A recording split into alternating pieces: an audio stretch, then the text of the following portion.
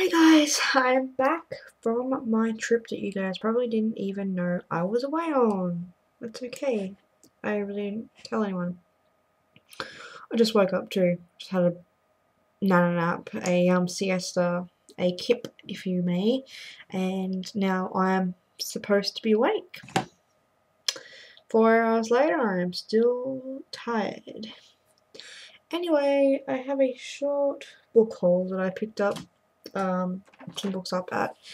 The first place we went to was Readings, and this isn't a city. The city has hardly any bookshops anymore because of Borders and all their affiliates closing down.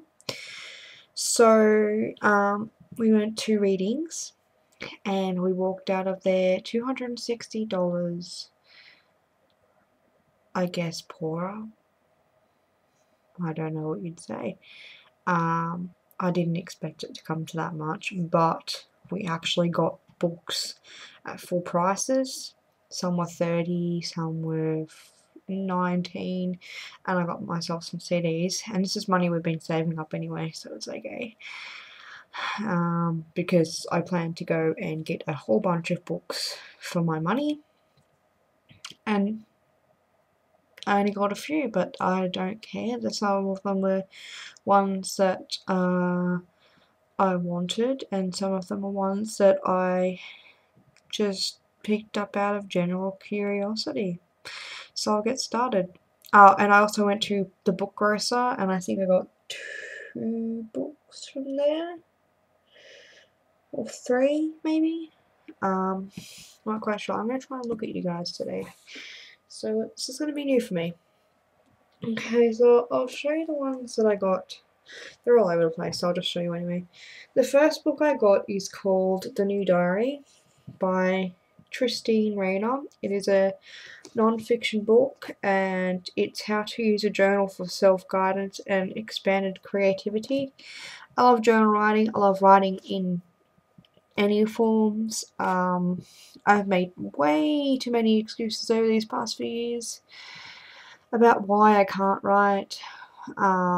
Writer's block, which is not existent in my mind, but I keep telling myself it is.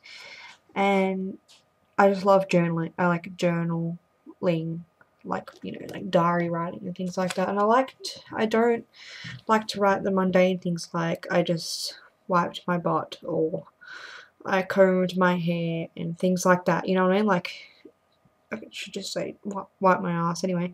But I decided that I was going to pick up this book because I want different ways of looking at how I can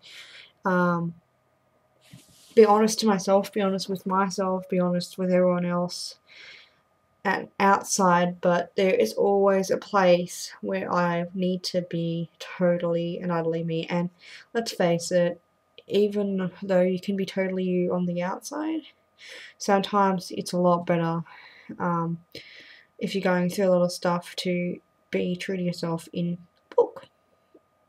Just the way it is for me. So I don't think I really explained myself very well there. Excuse me. But yeah, and this just has things like experiences, and they talk about your feelings of inhabitation as stuff like that. Don't even know what that is, but yeah, you guys know. So yeah, I won't go into too much detail because unless you guys want to hear more about this book, it's about creative writing and journaling and things like that. And a lot of you guys are writers already, so. But I love reading about writing. I like absorbing information. I love that sort of thing. And try not to ramble, but I have actually had a very successful weekend with my writing. I finally actually got down and said, look, do it. Doesn't matter if, someone's going to criticize me, because one of my biggest things was a guy online one time totally tore through me, and it just, I took it too seriously. Like, I took him too seriously, and it did a lot of damage to my brain and my self-confidence. So a self-confidence as a writer as well. So I'm trying to, like, I'm learning through that, and I'm even actually, like, considering going to counselling because it has a lot of other stuff tied to it. But yeah, anyway, you don't need to know all of that sort of shit. I'm sorry. We're not in this a therapy session, but you guys are my therapy sometimes. So just by sharing my books. So that's book 1. That took 6 minutes. Sorry, guys. I already know what they are. I keep saying The second book I got is called The Man Who Loved Books Too Much, a true story of a thief, a detective, and a world of literary obsession by Alison Hoover Bartlett. First of all, I love the cover, and Danny Marks, YA, I'm pretty sure I'm saying that right. He talks a lot about, holy shit, I didn't even notice that. Oh my god, I didn't even notice that silhouette. I'm so sorry. Yeah, he talks a lot about buttery covers, and this book has one of those buttery covers. So as soon as I picked that up and felt it, I'm like, yeah, I know who this reminds me of. It was funny. And then in the inside, it's got like all the reviews and stuff on a glossy page. So I'll read the back of this too. Unrepentant book thief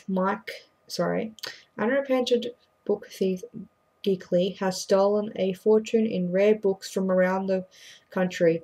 Yet unlike most thieves who steal for profit, Gilkey, that I can't pronounce his name, steals for love. The love of books. Perhaps equally obsessive is Ken Sanders, the self-appointed bibliodick, driven to catch him.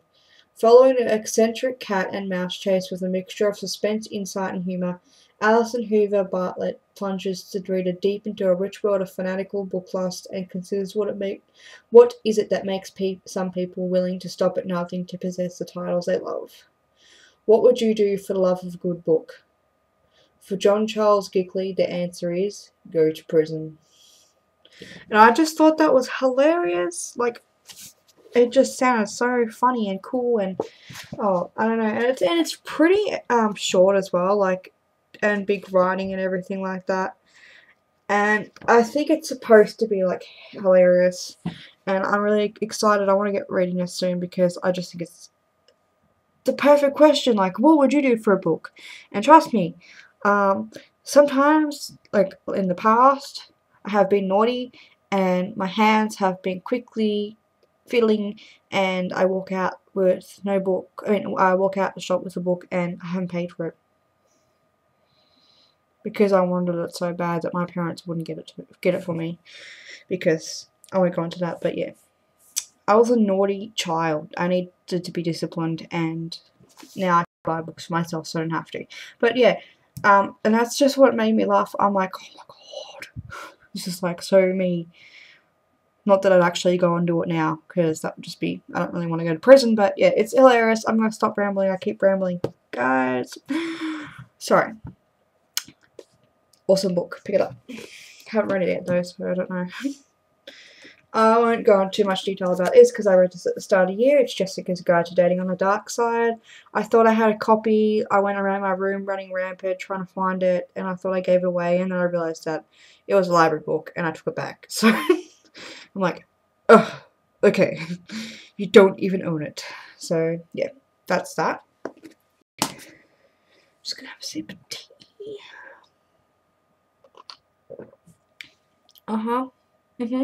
Yeah, that's right.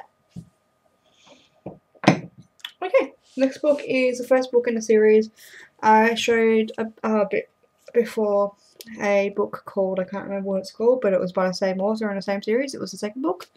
This book is called The Seeing Stone, Arthur by Kevin Crossley Holland. It is the first book in that series. I'm even thinking about getting a hardback edition to match with the one I got. I think that was the hardback edition. Can't remember. But I saw this in readings for $17. I know, a bit expensive, but I had the money, so I'm like, oh my god, I have to pick it up just in case. Even though it's on my wish list on Book Depository for cheaper. So, I'll just read you this part.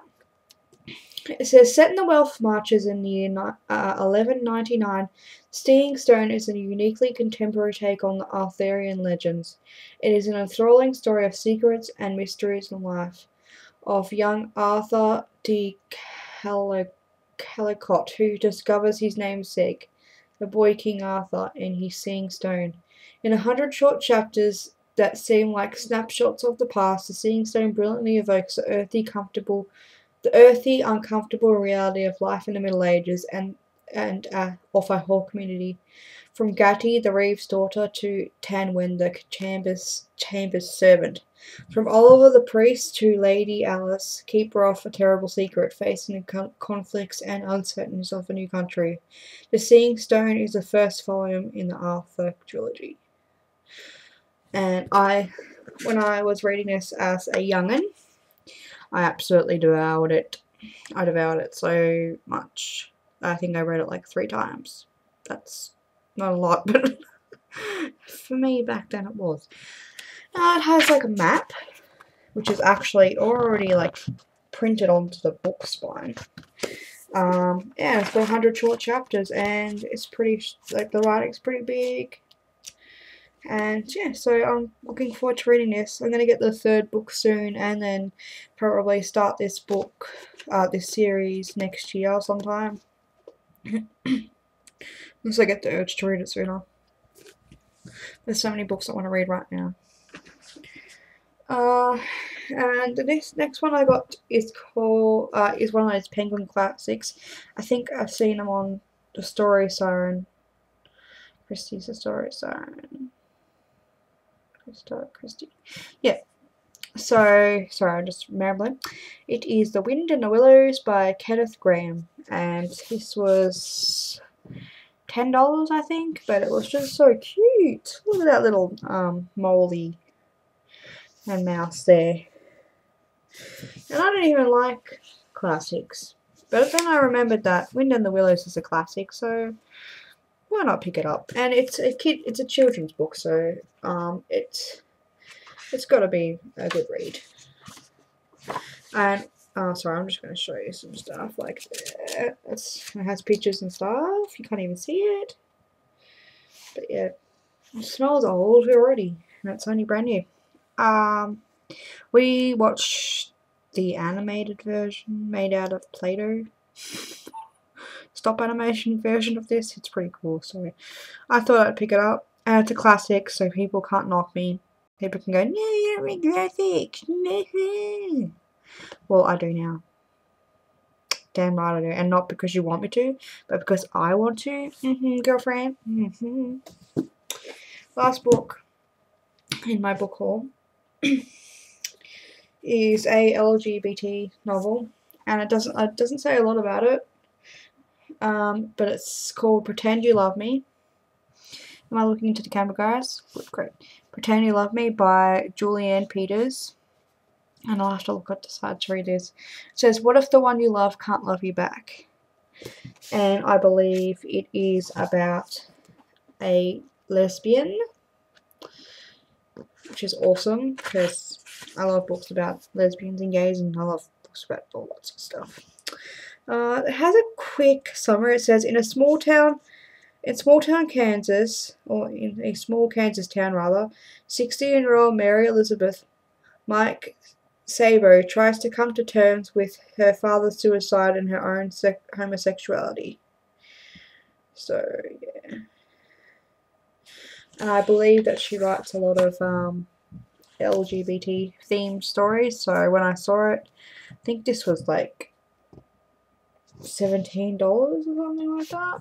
And I picked it up because I got Luna the other day, and yeah, I'd like to collect a few more of hers. I'm hoping they're going to be good first, so I'm going to read those 2 before I actually go ahead and buy any more. So that's it. Sorry it took so long. Just giving you guys a little bit of a feedback update, yeah, random thing, and giving you some energy. I think I've woken myself up a little bit by rambling, so yeah, cool potatoes, sweet potatoes. Excellent. So that's my book haul. If you have any questions, pop it down in the comment bar. If you have any other things to say, pop it down the same thing. And am I looking at the camera? Cool. Cool, guys. Cool potatoes. Tell me if I'm doing okay by looking at the camera. It's going to take me a while. See you guys. Bye. I said bye.